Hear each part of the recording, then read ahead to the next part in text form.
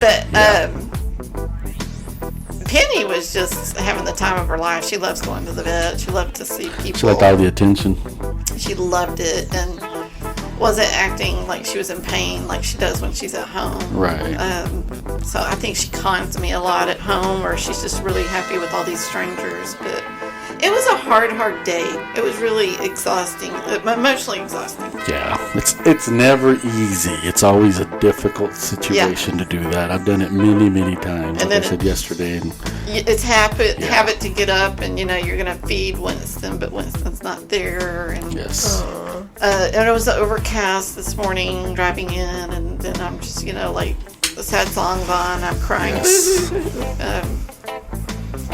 Until somebody cuts me off, and then I'm like, what? And then it changes. Like, what? Then my mood changes.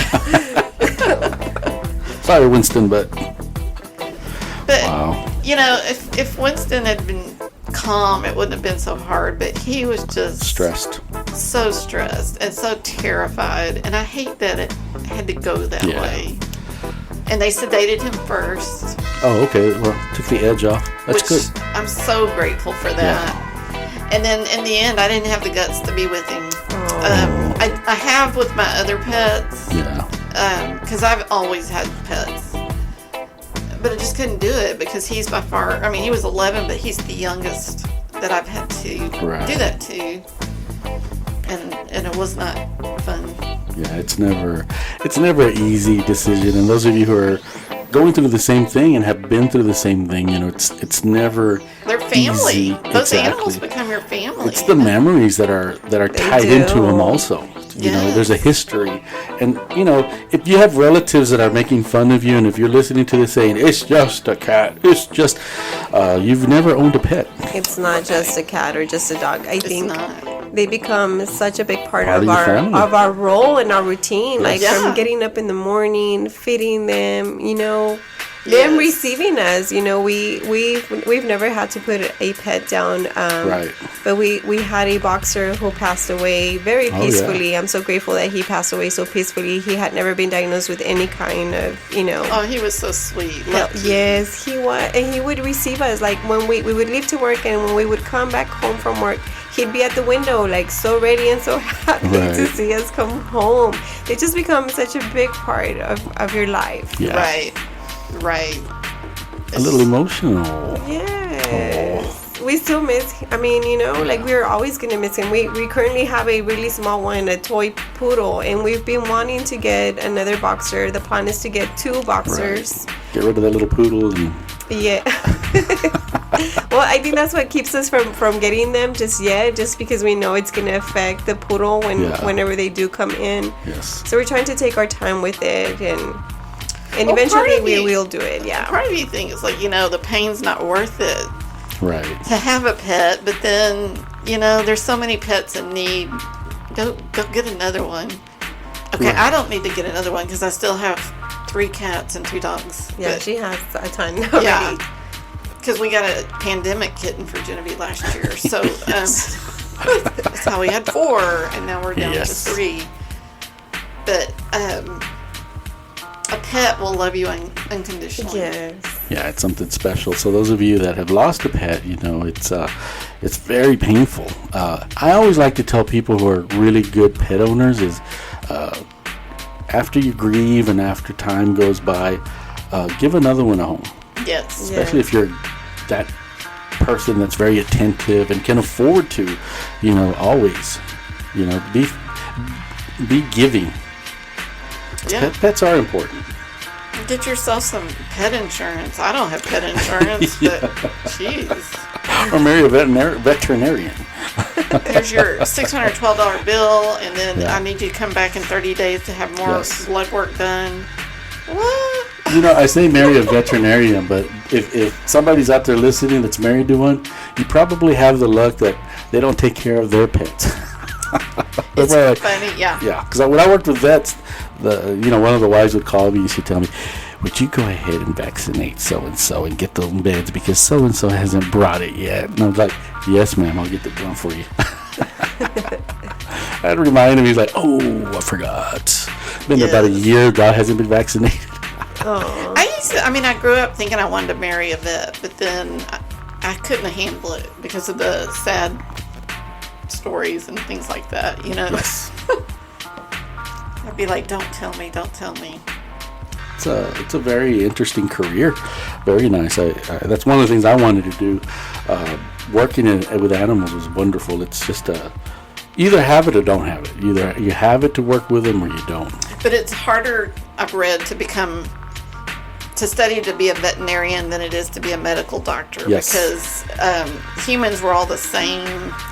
They can talk.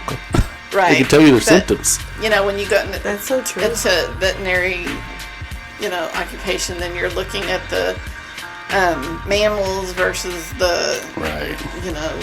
what are they called? The vertebrates and the invertebrates. Yes. Yeah. There we go. You got to go to vet school, Cindy. And so you have to be ready for the bird that comes in, or the fish, or the, big dog. The big dog that doesn't like other people. Ooh, that's scary. What did you say? The big dog that doesn't like people? Right. And you've got to, say, open wide. Say, ah. Yeah. Yeah. Yes. So it'll take a little time to get over Winston. And then we'll just watch Penny and see how she's doing. Poor girl. Well, those are things that happen through in life, and a lot of us in America go through this. Absolutely. I know in other countries also, but in America, that's one of the privileges that we have in this wonderful country. See how I did that, Maria? I brought it back. So. And make sure your animals have water. Yes, because it's getting hot. And shade. Especially in this hot weather, please. Bring them in. Shade, it's so important. Yeah. Shade and water, especially for those who keep their animals outside. Because I do not think kindly on people who are not good to their pets. Right. Yeah. Get them water. In the heat, they can get dehydrated really quick. Yes. This has been... I'm sorry. We've turned into an animal rescue podcast. Gosh. You're listening to the real animal rescue podcast. Wherever the conversation goes. That's what we talk about. Yes. If you're listening, this is the real podcast of Dallas still. So keep listening. The animals are good for your mental health. They're very good for your mental health. They really are. I mean, and your blood pressure. Yes, definitely. Especially for people who don't have families, like people who don't have like a big family where there's just the one person and their pet, or just the one couple and their pet. They're great. Yeah, if you know somebody like that, and you want to be generous, put a little money aside for them in case they have a vet emergency. Absolutely. Or go to your local vet and open up a little account, put some money in there for people that don't have the funds. Walk their pets for them. Yes. Or just, visit them. And I work with a lot of people, and sometimes they want to talk about their pet. So I'll ask them, and I always ask clients, do you have any pets? And then they tell me, well, I have a dog. And I say, well, tell me about your dog. And they just light up. They have more pictures of their dog than they do their family. Yeah, and especially like in addiction, we forget, that people are human even though they have an addiction. Sure. Having an addiction doesn't make you a criminal. You're not a bad person. Right. Exactly. So, I always like to ask them, do you have any pets? And tell me about your pets, and tell me about, and, sometimes there's a loss. So their drug use increased, or their drinking would increase, and they're like, well, it was just a dog. I said, no, it was a family member. It is a family member. I totally agree with you. Yeah. Wow. So people have to be nicer and kinder. Absolutely. It's like we're losing that. It's like everybody wants to fight, be angry. You're right. Unfortunately, yes. Gotta fight back, Maria. No, I'm kidding. Don't fight back. Hey, don't fight back. I mean, just let it go. Right. Don't give your energy away. Yes. It's not worth it. Don't let them in your head. No. Remember, kindness is a weapon. It is. It really is a weapon. It is. It's like a AK-47, Maria. It will stop a bullet. not really. Well, it'll you know, you're gonna be like, be kind and step up to somebody that's gonna fire a weapon at you. No, don't do that. Just, you know, be kind before it gets there. Walk away. Life is too short. I mean, it's like, I mean, there's other things that we can do with our energy. There's a lot of things that can be done. There's a lot of just good things that we could do. And I like how Cindy says, don't give that energy away. Just don't give it. It's not even worth, you know, the bad moment. It's better to, you know, redirect yourself into something more positive and walk away from anything that can be causing something like a conflict that may become a fight or an argument. Okay, so I told yesterday, I said that I was going to look up some quotes from my one of my favorite quotes on the Real Podcast of Dallas by Cindy. Well, I think this is a good one to process. Okay. Yeah, I'm setting it up. See, quotes. But this is Frances on the Real Scovel Podcast Shinn. of Dallas by Cindy. Frances Scovel Shinn, whatever. Love. You want different music? I don't know. Something this is fine. Soft. Okay. And so one of her quotes, and you can Google them, but I have her books, but is, okay. I have to put my glasses on. Yeah, just make sure you get close to the mic. I will. Like real close to the mic. No man is... Let that close. Go ahead. No man is your enemy. Ooh. No man is your friend.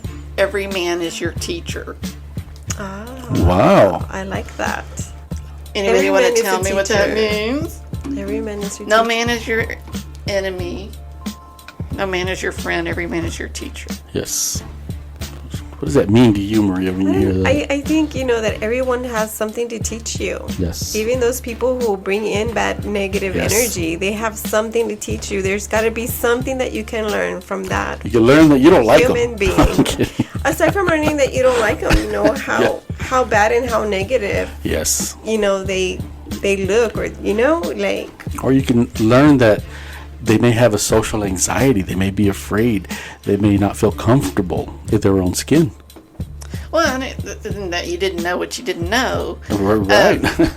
You cannot like your boss, but your boss was your teacher. You cannot like your subordinate, but your subordinate was your teacher. Right. So it's true that every person that comes into your life is your teacher. Yes. I agree with that. And some of those, especially the ones that you don't like, will teach you powerful lessons. Oh, yeah. Powerful lessons. I think the best thing you can do if there's someone you don't like and they're difficult is kindness. And then with that kindness, you'll get to see through the reason. Because sometimes when you're giving that friction back, you don't see what the problem was. Right. And you become a problem just like they do. Right. So stepping back from that, and then kindness, you know, you don't have to go home with them. You don't have to live with them. That relationship is gone once you're gone. It's great. Now, what happens if you live with a person? Right. Kindness, same thing. It's the same thing. The same. Yes. Kindness is valuable. It's a lost art. Sometimes you know that it's that you have a teacher in front of you, but you just have to suffer the learning until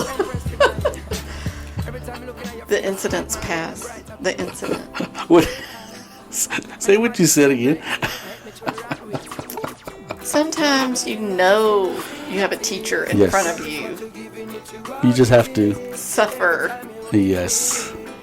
Because you will get to the other side of it. Yes. Yes. Yes, we do get to the other side. Yes, we will get there. Yeah. Sometimes, I mean, it's so chaotic you can't see. But if you don't lose yourself in the chaos, it'll all level out. Right. It'll all level out. You will rise from it like a phoenix. Yes. Right. I'm trying to be subdued, Maria. But it's true. Once you get out of that chaos and let them stay in their chaos. I mean, who knows what they're going through? Mm-hmm. Maybe you're reminding them of a relative that hurt them, or